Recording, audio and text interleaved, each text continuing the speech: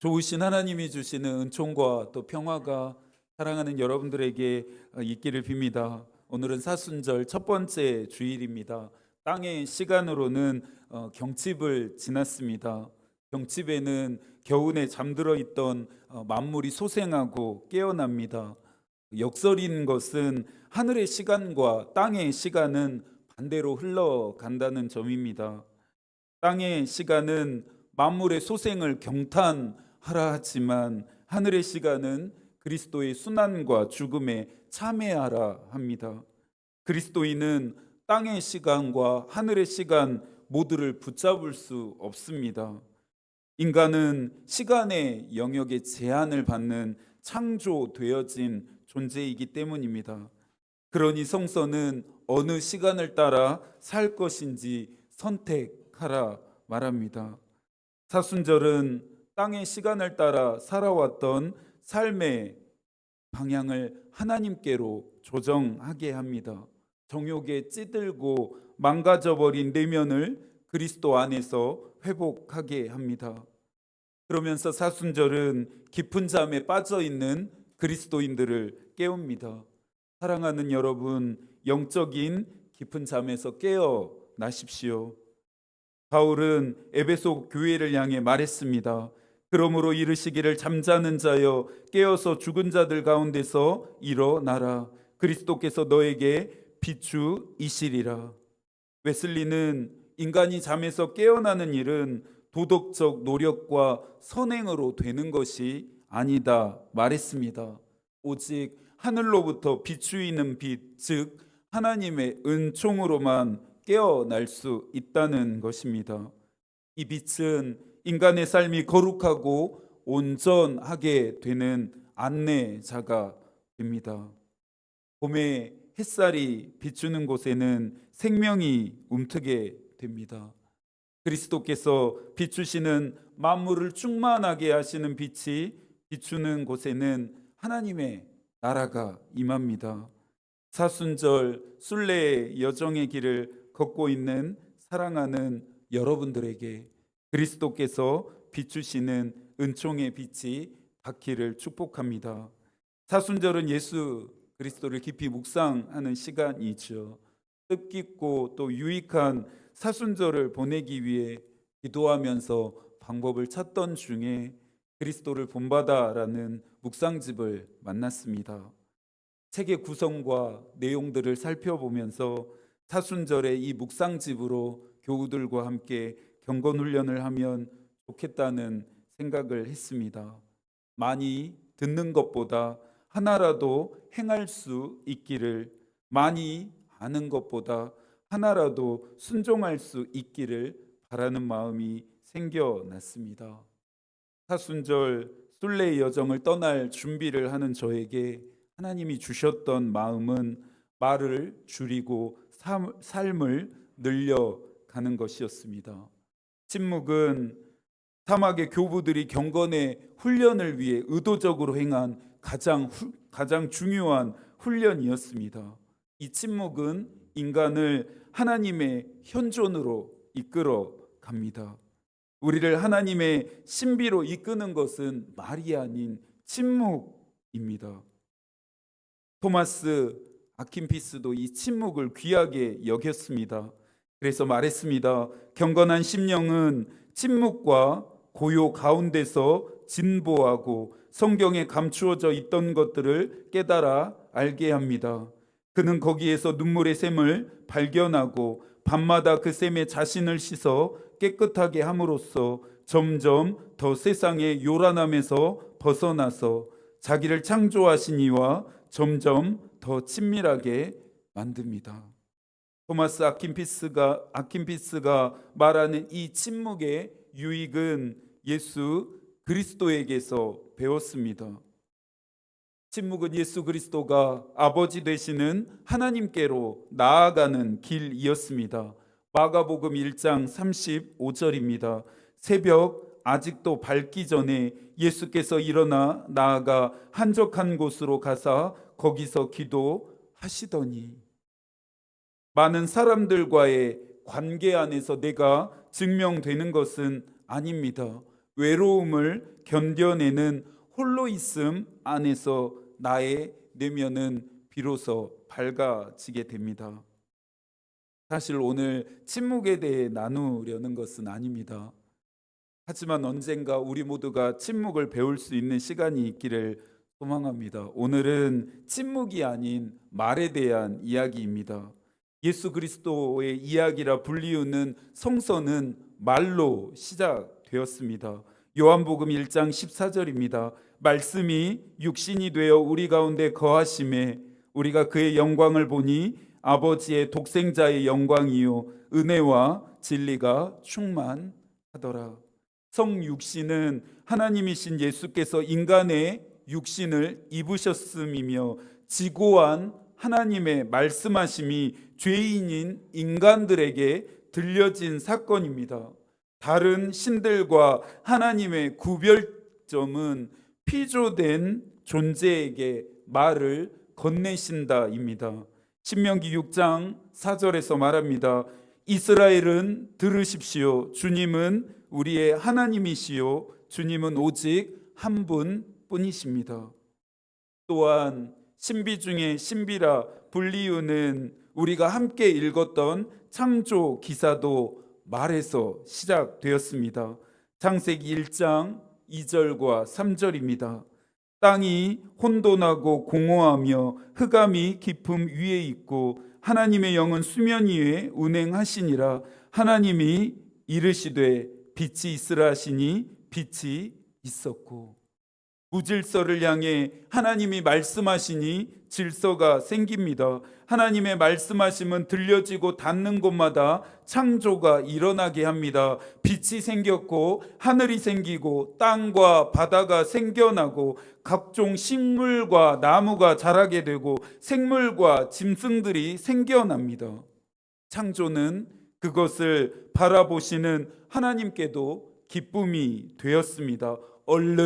얼른 다음 창조로 넘어가고 싶은 우리의 조급한 마음의 쉼표를 찍어내듯 하나님은 말씀하십니다. 하나님이 보시기에 좋았다.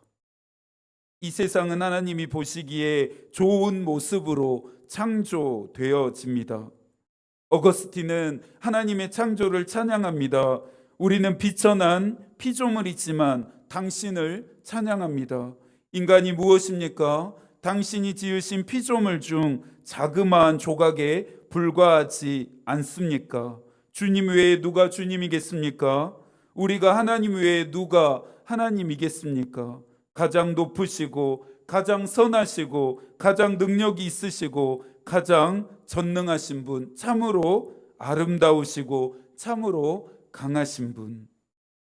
인간은 하나님을 이해할 수 없습니다. 우리는 하나님을 인식할 수 없습니다.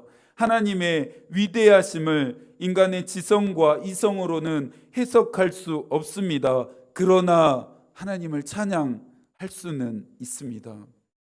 믿음은 하나님의 높으심에 나의 낮아짐으로 응답하는 행위입니다.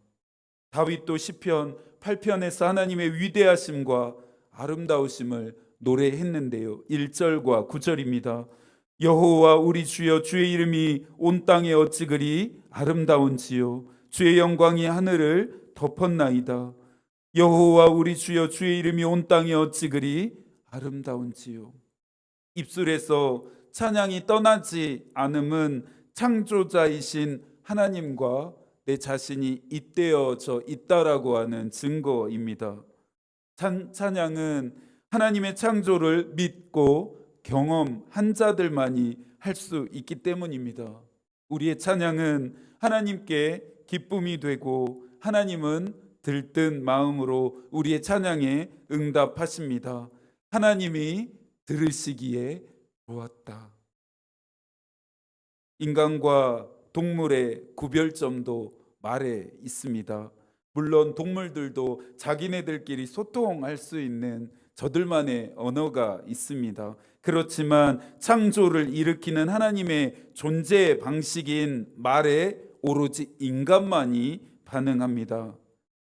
하지만 문제는 하나님의 언어는 선하지만 인간의 언어는 악하다는 것이고, 하나님의 말에는 창조가 일어나지만 인간의 말에는 파괴가 일어난다는 것입니다. 하나님이 말씀하시는 곳에는 만물이 소생하고 생명이 움텄지만 인간이 말하는 곳마다 엉겅퀴와 가시 덤불만 그득합니다. 하나님은 인간을 사랑한다 말씀하시지만 인간은 한없이 그런 하나님을 거역합니다. 창세기 4장 4절인데요. 새 번역으로 읽어드리겠습니다. 그들은 또 말하였다. 자, 도시를 세우고 그 안에 탑을 쌓고서 탑 꼭대기가 하늘에 닿게 하여 우리의 이름을 날리고 온 땅 위에 흩어지지 않게 하자. 이 짧은 구절만으로도 인간의 말과 마음이 얼마나 악한지를 엿볼 수 있습니다. 이 악함은 높으신 하나님을 밟고 더 높이 자신들의 존재를 드러내려는 교만이었습니다. 베드로전서 5장 5절에서 경고합니다. 젊은 자들아, 하나님은 교만한 자를 대적하시되 겸손한 자들에게는 은혜를 주시느니라.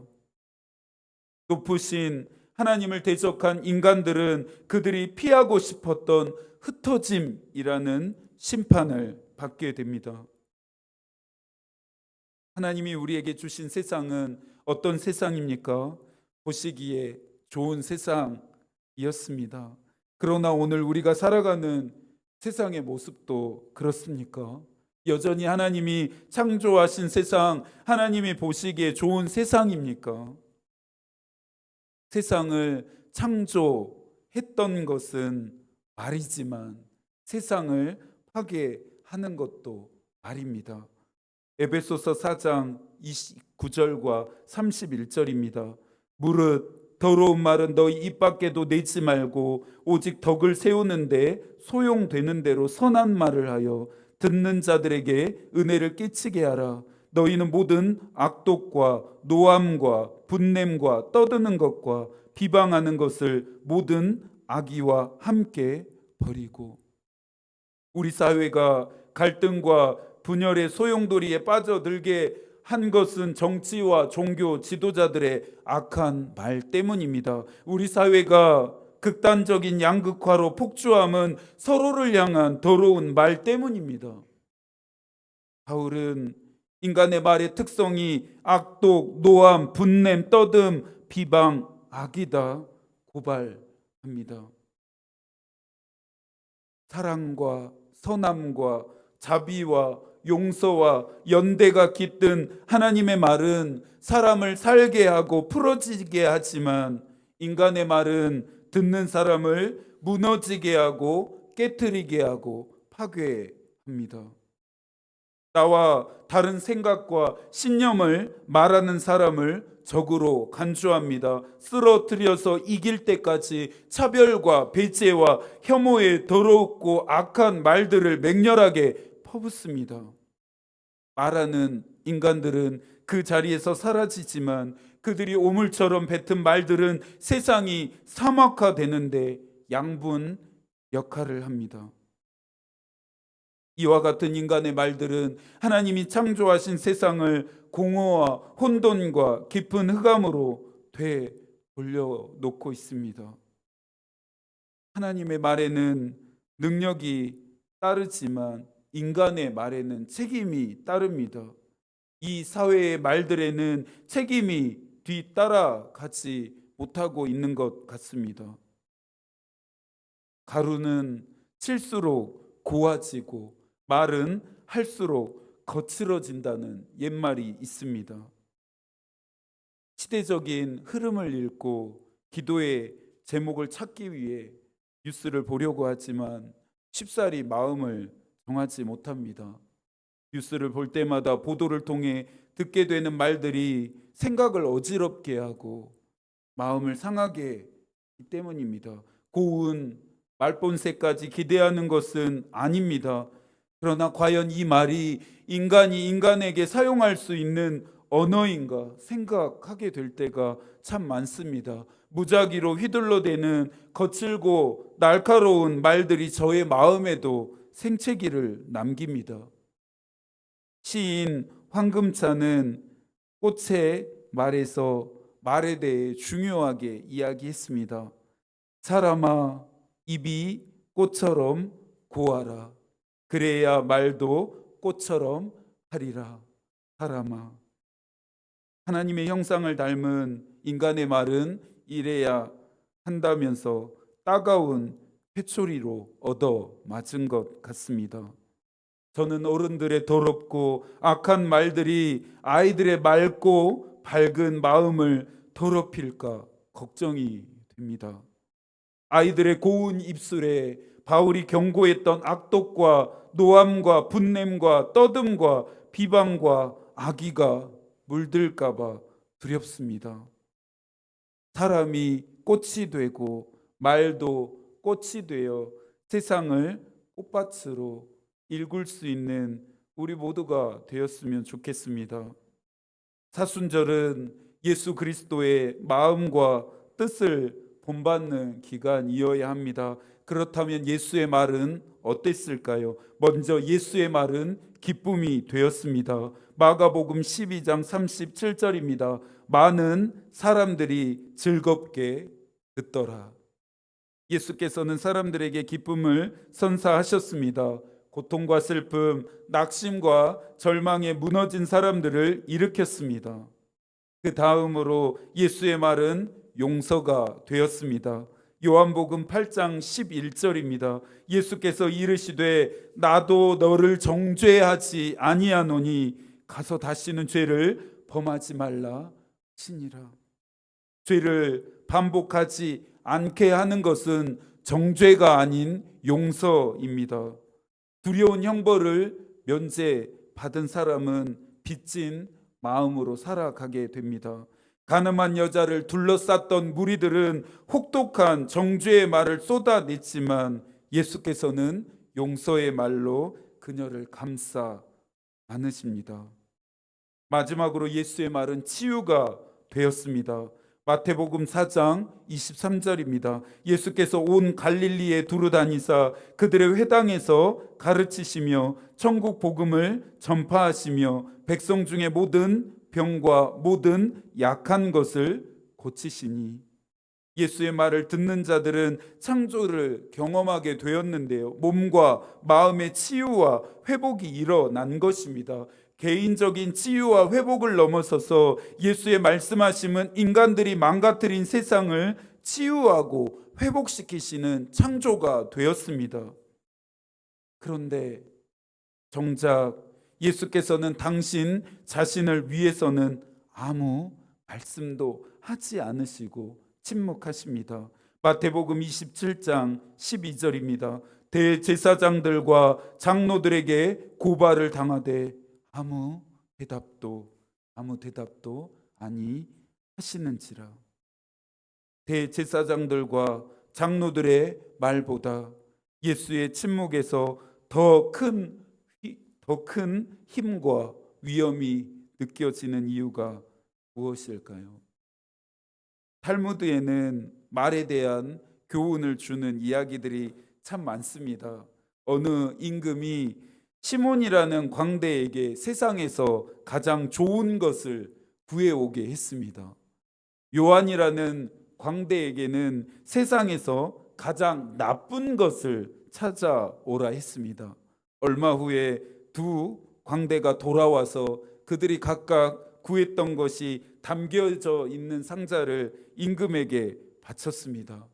가장 좋은 것을 구해오라는 시몬의 상자를 열어보았더니 그 안에 사람의 혀가 들어 있었습니다. 이번에는 가장 나쁜 것을 찾아오라는 요한의 상자를 열어보았더니 똑같이 사람의 혀가 들어 있었습니다. 사람의 혀는 가장 좋은 것이 되기도 하지만 가장 나쁜 것이 될 수도 있다는 교훈을 우리에게 주는 이야기입니다. 이제 그리스도인들은 그렇다면 어떤 말을 해야 할지 생각해 보아야 하겠죠. 잠언 12장 6절입니다. 악인이 하는 말은 피 흘릴 음모뿐이지만 정직한 사람의 말은 사람을 구하여 낸다. 겨울 폭풍처럼 시리고 혹독한 말이 난무하는 이 세상에 봄볕처럼 부드럽고 따뜻한 말을 해야 합니다. 누군가를 죽이는 말이 아닌 살리는 말을 해야 하고, 무너뜨리는 말이 아닌 세우는 말을 해야 하고, 상함과 해함의 말이 아닌 치유와 회복의 말을 해야 합니다. 차별과 배제와 혐오의 말이 아닌 사랑과 용서와 끌어안음의 말을 해야 합니다. 파괴하는 우리의 말이 아니라 창조하시는 하나님의 말을 해야 합니다. 누가복음 23장 34절입니다. 이에 예수께서 이르시되 아버지 저들을 사하여 주옵소서, 자기들이 하는 것을 알지 못함이니이다 하시더라. 예수께서는 죽는 그 순간까지도 사람을 살리고 용서하는 말씀을 하셨습니다. 설교를 준비하는 내내 제 자신이 벌거벗겨지는 느낌이었습니다. 제우스가 절대 열어보지 말라 했던 상자를 호기심을 참지 못하고 판도라가 열어보았을 때 그 안에 가득했던 온갖 욕심, 질투, 시기, 각종 질병 등이 밖으로 빠져나가 세상 곳곳으로 퍼져 버렸던 것처럼 제 안에 득실되는 더러움과 악함을 만났기 때문입니다. 그러나 좋지 못한 것들이 다 빠져나간 상자 안에 희망만이 빠져나가지 않고 남아 있었던 것처럼 제 안에 아직 남아있는 희망도 보았습니다. 십자가였고 예수 그리스도였습니다. 내 안에 그분이 계셨습니다. 고요한 이 아침 우리를 향해 말씀하시는 주님의 음성을 듣습니다. 이사야 54장 7절과 8절입니다. 큰 긍휼로 너를 다시 불러드리겠다. 나의 영원한 사랑으로 너에게 긍휼을 베풀겠다. 우리는 주님의 긍휼하심에 빚진 자들입니다. 이 빚은 세상의 은총을 흘려 보내는 것으로 갚아야 합니다. 주님의 말을 가진 자들은 세상을 아름답게 빚을 수 있어야 합니다.